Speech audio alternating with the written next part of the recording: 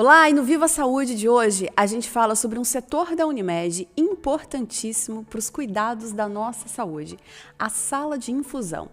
Quer saber mais sobre esse setor? Fica com a gente que o Viva Saúde está no ar.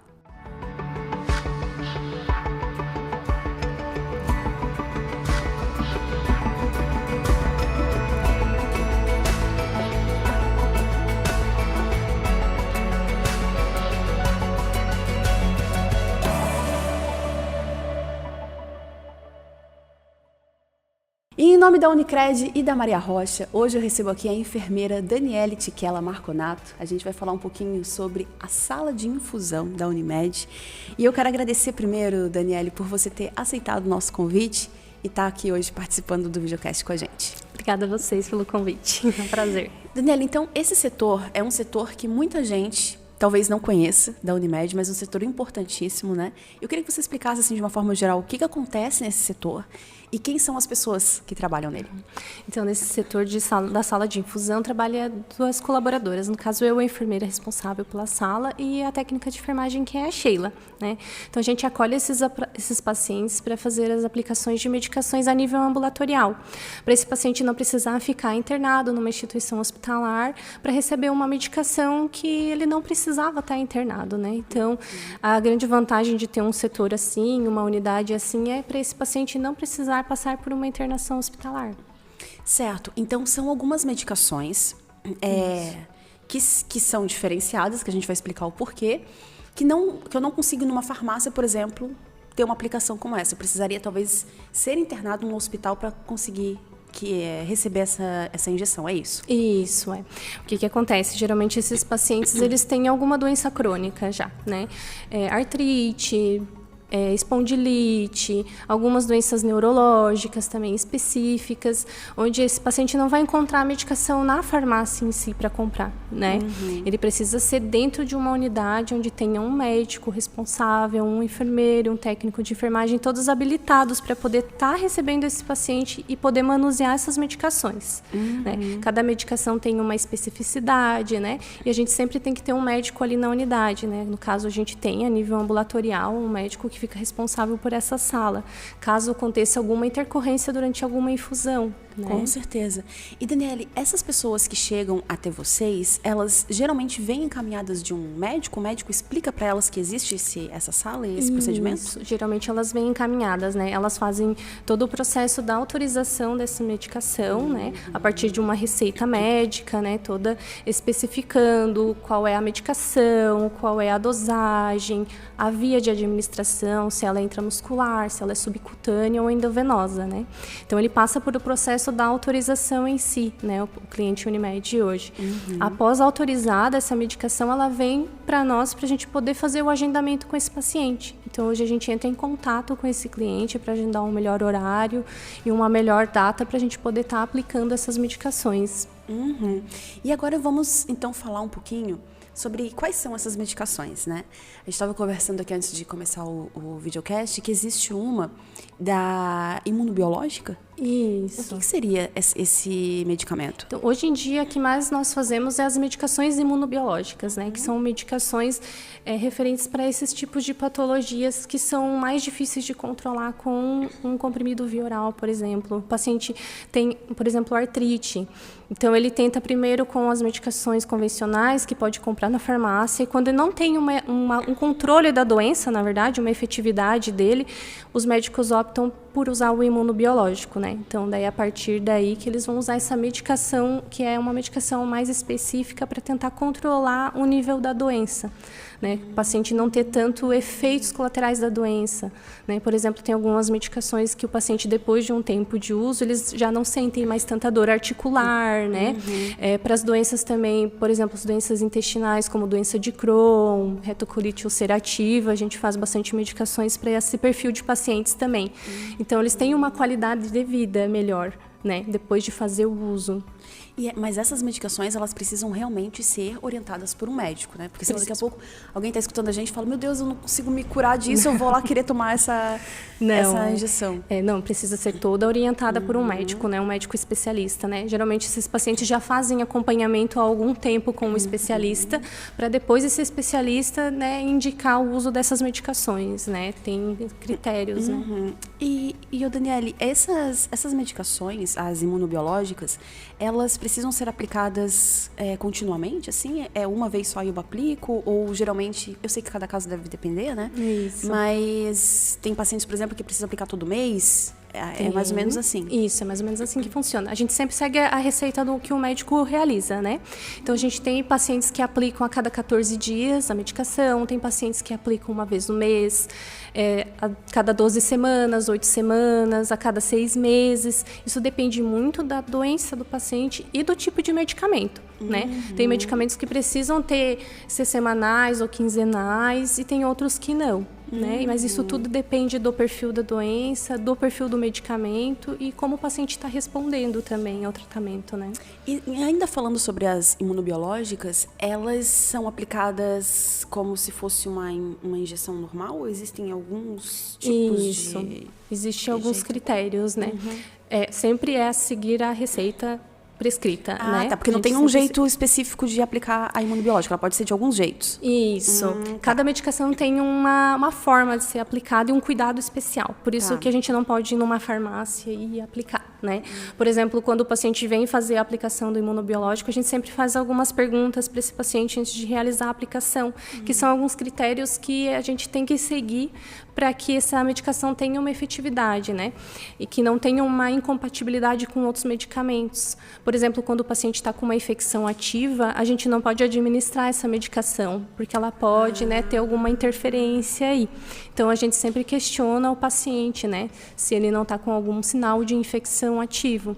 Se está com algum sinal de infecção ativo, a gente não aplica e orienta o paciente a entrar em contato com um médico que acompanha ele, para o médico poder dar uma orientação, né? Aí, a partir dessa orientação que o médico dá, o paciente vem aplicar ou aguarda passar os sintomas que ele está apresentando no momento, por exemplo, né? Mas esse é um dos casos, né, do questionário, enfim, que vocês, né? Mas a forma, como eu posso dizer, ela pode ser aplicada subcutânea? Como é que você tinha explicado? Isso. A gente tem a aplicação endovenosa, que seria diretamente na veia, né? Tá, como um soro. Como um soro. Isso, como um soro. Porque ela não é uma injeção curta, talvez. Precisa de um soro também, talvez, para... Tudo depende como é o medicamento. Tem medicamento que ele já vem pronto em uma seringa já. Então, a gente só aplica via subcutâneo, né? Que é aqui na região da barriga. A gente faz uma preguinha, faz a aplicação, o paciente fica uns minutinhos de observação e depois é liberado. Tá. E tem algumas medicações que são diretamente na veia, né? Então, que a gente tem que preparar esse medicamento, manipular ele, calcular a dosagem correta para cada paciente, conforme a receita, né? Daí a gente funciona um acesso nesse paciente, coloca a medicação, né, para dar o andamento. Depois que termina a medicação, daí o paciente ele é liberado. Geralmente é assim, né? Tá. E aí a gente tem as subcutâneas, que, né, seriam tecido subcutâneo, abdominal ou do braço. As endovenosas seriam na veia, e as intramusculares, que daí é a injeção, né, intramuscular no músculo. Né? Mas todas elas, Daniele, o paciente ele só fica ali alguns momentos depois para ver se está tudo bem e já é liberado. Não precisa ficar ali um tempo maior. Não, geralmente a gente fica assim, 20 minutos com o paciente e depois libera, né?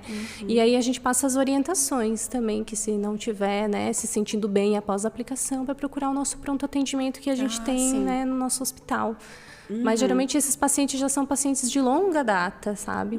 Eles não vêm, eles já aplicam assim há 2, 3 anos aplicações ali com a gente, já estão até acostumados assim com a gente, né? Quando alguém falta, eles já procuram. Já perguntam. Mas também, com certeza, vocês recebem novos, né? A cada dia, enfim, né? E também aplicam as medicações que são vitaminas, né? Quais são essas vitaminas que vocês aplicam ali? A gente aplica muito o ferro endovenoso, né?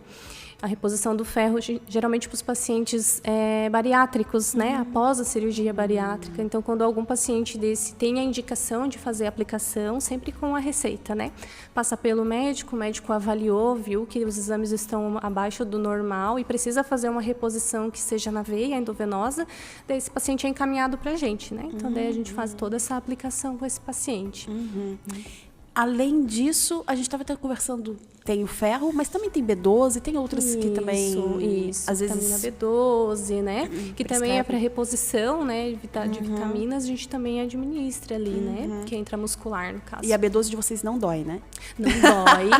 Não dói porque a gente Porque, faz... gente do céu, né? ela é uma medicação bem dolorida, né? Me explica, Daniele, por que essa medicação dói Olha, tanto? é uma boa pergunta, É. mas ela é uma medicação bem dolorida mesmo, assim. Que nem dizem, não tem mão para fazer, é sempre o que falam pra gente, né? Mas o que a gente tenta amenizar é quando vai fazer a medicação, fazer uma preguinha bem forte ali antes de administrar. Né? Aí entendi. talvez o paciente sente um pouquinho menos dor na hora da administração, assim, mas realmente é uma medicação que é... Mas a gente vê que ela dói quando a gente vai aplicar, né? Enfim.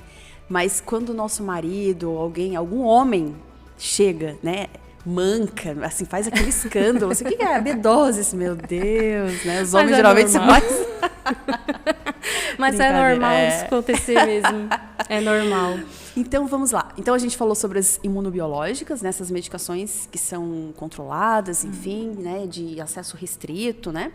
A gente falou sobre as vitaminas e também vocês fazem um outro tipo de trabalho ali, que são os curativos, né? Isso. Como é que é esse setor? Quando vocês trabalham com os curativos, como é que ele funciona? Então, o nosso setor de curativos também é relativamente novo, né? Eu faço o curso de estomaterapia, que é um curso muito... Estomoterapia. Estomaterapia. Ele é um curso, não é novo na área da enfermagem, ele já vem há um tempo aí no Brasil, mas agora é que ele está sendo mais divulgado, né? Que a enfermagem está se empoderando mais desse curso, né? E o que é esse curso? Esse curso, ele é um curso destinado para formar um enfermeiro especialista em cuidados com feridas, estomias intestinais e urinárias, que é aquela da bolsinha, né, que o paciente às vezes precisa usar, e da parte de incontinência também urinária e fecal. Então, é um enfermeiro que ele é especialista nessas 3 áreas para poder trabalhar com esse paciente e ter uma melhora nos resultados de curativo, ou uma melhor adaptação da bolsinha, né? Então, vamos entrar um pouquinho, né? Eu sei que a gente vai fugir um pouquinho, mas não tanto. Mas isso é muito interessante, né? Então, são enfermeiros que eles estão preparados para lidar com pacientes que possuem, talvez, essas bolsas.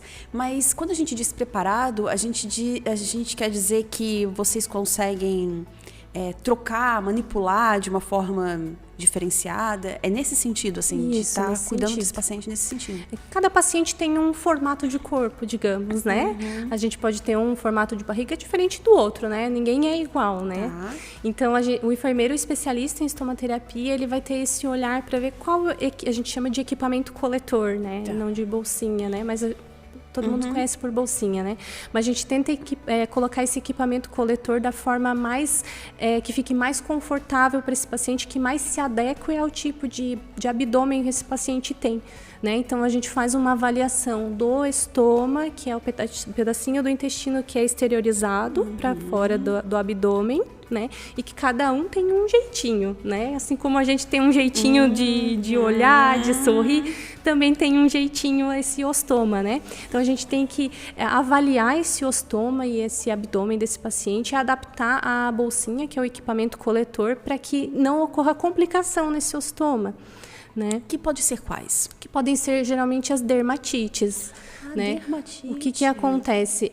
Às vezes a bolsa ela não é uma bolsa adequada para o tipo de abdômen desse paciente, então as fezes que saem ali, elas podem lesionar essa pele ao redor. Então o paciente sente muita dor, porque essa pele vai sair, né? Então é como se fosse... basicamente falando assim, um esfolado, vamos falar assim, né? Mais fácil para se entender, Sim. né? Então, sangra ali ao redor desse ostoma na pele, né? Então, tudo isso é o olhar do enfermeiro estomaterapeuta, né? Olhar e ver como é que esse paciente está recortando essa bolsinha para colocar, né? O que ele está usando para tratar essa pele. Então, esse é o nicho da enfermagem estomaterapia hoje em dia. Então, Daniele, essas bolsas, elas são feitas de que material? Todas são feitas do mesmo? E aí tem um recorte diferente para cada... Isso. Para cada tipo de abdômen tem um tipo de bolsa que a gente chama, né? Tem as bolsas planas, que elas são retas, e as bolsas convexas, que ela tem uma convexidade quando o estoma é muito não é no nível da pele, digamos, né? Esse ostoma ele tem que ser sempre mais para fora da pele.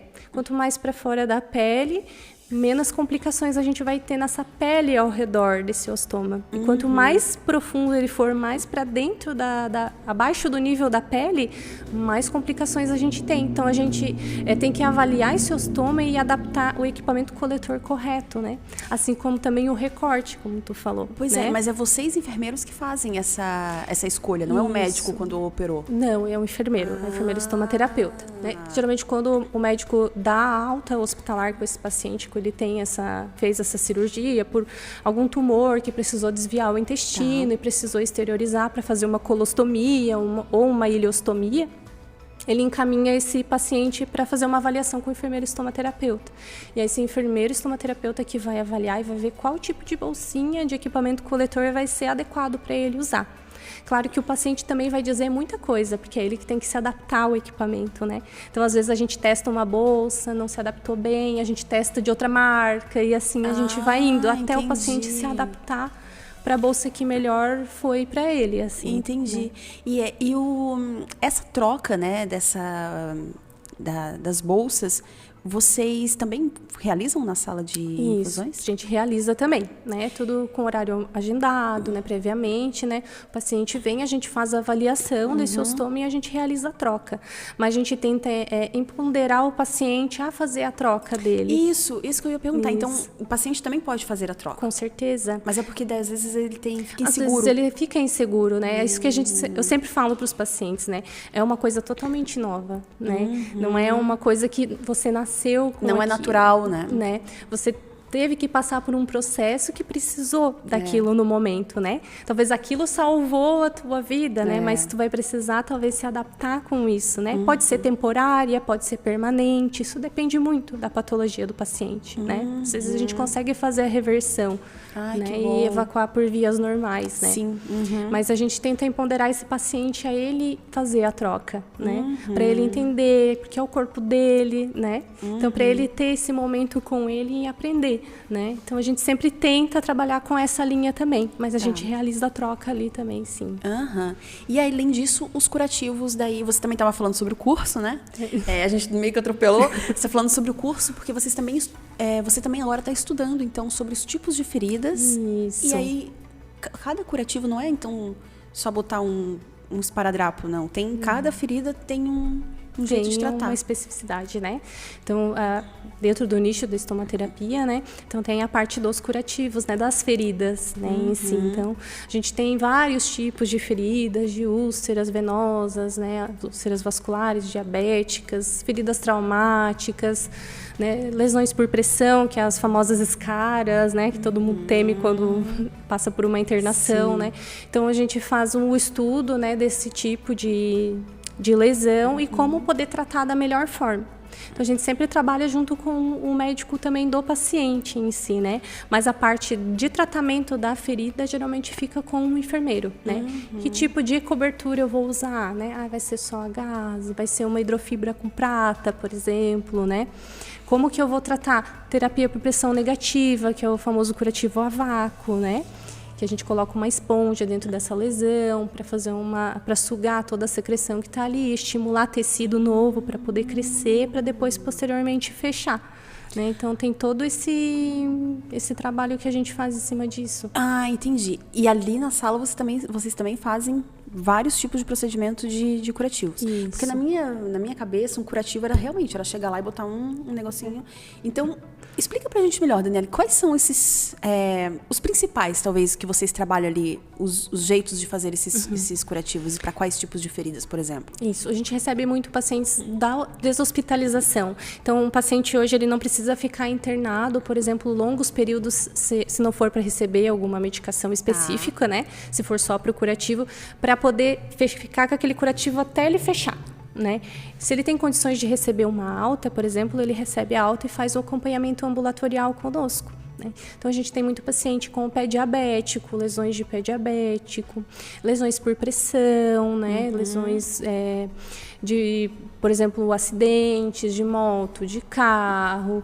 Então, tem vários tipos de feridas que a gente cuida ali, né, desses pacientes. Porque eles já foram tratados, eles já foram medicados, né, mas eles não precisam ficar internados só para esperar essa lesão se cicatrizar. Isso. Então, enquanto isso, eles vão... Eu acho que curativo é diariamente? Quase? Depende. Também depende? Depende. Então, mas vão ali em determinados tempo para vocês poderem fazer, Isso. né? E algumas técnicas, como você estava dizendo, que tem umas técnicas que eu nunca ouvi falar. Então, assim, quais são essas técnicas mais, assim, que vocês abordam mais ali na sala de infusões? A gente faz uma avaliação dessa lesão, né, desse paciente e vê o que a lesão precisa, né? Então, a gente sempre até brinca, assim, que é a ferida que fala, né? A ferida que fala o que ela está pedindo naquele momento, né? É uma ferida muito seca, ela precisa de hidratação, porque uma ferida muito seca não vai fechar. E uma ferida muito molhada também não vai fechar. Vocês avaliam isso? Isso, a gente avalia pelo aspecto da lesão, a gente faz a medição dela para ver o tamanho que ela tá, que aí a gente vai acompanhando esse tamanho para ver se ela está evoluindo, se ela está fechando, né, se ela está diminuindo de tamanho. Então a gente faz toda essa avaliação, né, de como tá o leito dessa lesão, que é a parte de dentro, né, da ferida, como é que tá as margens dessa lesão, que é o redor. Então muitas coisas a ferida fala para ti. Por exemplo, se a ferida tá muito úmida, as margens da ferida, que são a pele ao redor, ela vai ficar macerada, que a gente chama, né? Ela fica mais esbranquiçada. Então eu sei que eu tenho que ir para um trabalho com um curativo que puxe secreção, porque tem muita secreção ali nesse leito dessa ferida. Né? Isso tudo a gente avalia ali. Né? E não existem só materiais, mas existem equipamentos, por exemplo, laser, alguma coisa que ajudam vocês? Isso, a gente tem um aparelho de laser hoje ali no ambulatório, né? Nós usamos tanto para o tratamento das lesões, porque o laser ele é uma luz, né, vermelha, que ela é indolor, o paciente não sente dor na aplicação, ela é fácil a aplicação no local, e ela estimula o tecido, estimula as células a ter uma mais rápida cicatrização. Então, hoje a gente usa no tratamento das feridas, né? A gente vai eleger esses pacientes, né? Ver o que a ferida precisa, se ela precisa naquele momento do laser, e a gente vai utilizar. E a gente também usa bastante na oncologia, né? Que nós temos o nosso centro de oncologia, para os pacientes que têm a mucosite, que nós chamamos que são as feridas que ficam dentro da boca depois de um protocolo de quimioterapia. Tá. Então, o laser, ele ajuda muito nesses pacientes também. A ter mais qualidade de vida. Né? Até a gente atendeu uma paciente uma vez que ela estava só tomando líquido, porque ela estava com bastante lesões assim na boca. E a gente começou a fazer o protocolo de laser, a gente com as meninas ali da oncologia, e ela teve uma melhora, porque ela chegou no outro dia, ela falou assim, Dani, eu comi um pão de queijo. Ai, gente, Então, não uma sabe. coisa tão simples uma coisa e que faz simples. uma diferença muito faz grande, muita diferença, né? assim, né? Então, a gente sempre tem que prezar por esse lado, assim. Sim, né? com certeza. E, Daniele, quem vai até vocês, geralmente vai com um pedido médico. Mas no caso dos curativos, vocês também atendem algum paciente que, por exemplo, precisa de um atendimento ali na hora? Se o paciente, por exemplo, caiu, né, Isso. e vem procurar a gente ali na unidade, a gente acolhe esse paciente e avalia essa lesão, né? E aí, se precisar, a gente encaminha para o pronto atendimento para receber um atendimento médico, né? Mas o normal de vocês é atender esses pacientes que já vêm com um pedido. Isso. Geralmente eles já vêm todos encaminhados ali para dar continuidade ao tratamento, a uma nova avaliação, né? Nós também temos os ambulatórios ali em cima de consultório com ortopedia, com cirurgia vascular. Então, quando algum paciente passa também com infectologia também, quando algum paciente passa por consulta que tem alguma lesão, geralmente o médico já aciona nós para a gente ir até no consultório e avaliar esse paciente junto com eles. Ah, que bom. Né? Então, o paciente talvez só não precise descer sempre. Vocês também podem ir até ele. Isso, geralmente eles ligam pra gente e pedem, olha, Dani, tem uma feridinha aqui, tu consegue vir aqui comigo pra gente ver o que coloca, né? Daí a gente sobe legal. no consultório, avalia junto, né? Se precisa descer, a gente desce com o paciente até lá no térreo, que é onde nós trabalhamos, na nossa sala de pequenos procedimentos. E aí a gente realiza o curativo ali e dá as orientações necessárias da parte da enfermagem, né? Muito legal. Dani, então só pra gente encerrar, ser enfermeira é um dom, né? É assim, ainda mais nessa sua área, que é uma área assim que eu acredito que recebam pessoas que estão tão fragilizadas, né, num momento de tanta dor, sofrimento, e que vocês têm que estar ali fortes, né? E ajudando essas pessoas. Então, assim, escolher essa tua área, primeiro eu te parabenizo. Mas segundo, eu acho que é uma vocação, é um dom, né? Eu acho que é. Eu acho que é. Tudo que a gente faz, na verdade, tem que ser com amor, né? Ser jornalista tem que ser com amor, ser enfermeiro, ser médico, né? Todo mundo tem que fazer o seu melhor, né? Dentro, né? E eu acho que na área da saúde as pessoas estão fragilizadas. Então, elas precisam de alguém que tenha empatia com elas, né? E se fosse comigo, né? Como eu gostaria de ser tratado. Eu acho que isso é o que sempre me baseou, na verdade, desde que eu escolhi ser enfermeira 10 anos atrás, né? Minha mãe também já é fisioterapeuta, então já vem de né, de uma área já meio assim da saúde, né? Indo assim. Mas eu acho que é muito isso, assim, a gente tem empatia pelo próximo, se colocar no lugar, né? E se fosse eu, né? Como eu gostaria de ser tratado, né? Gostaria de ser tratado bem, né? Não, e você, Dani, assim, é uma pessoa de muita luz, né? Chegou aqui, ela já chegou toda sorridente, feliz. Então, assim, isso é algo que com certeza passa, né, para os pacientes que você atende, enfim.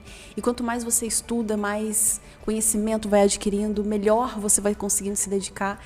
Então, isso é muito grandioso. E parabéns. Muito obrigada. E te agradeço muito também por ter tirado um tempinho para vir aqui conversar com a gente, né? Um setor extremamente importante e que foi muito bem explicado por você. Muito obrigada. Eu que agradeço pelo convite. E a gente está aberto aqui para as próximas, tá? Quando vocês quiserem divulgar alguns outros serviços lá da sala, alguma novidade, é só contar com a gente. Então tá bom, muito obrigada.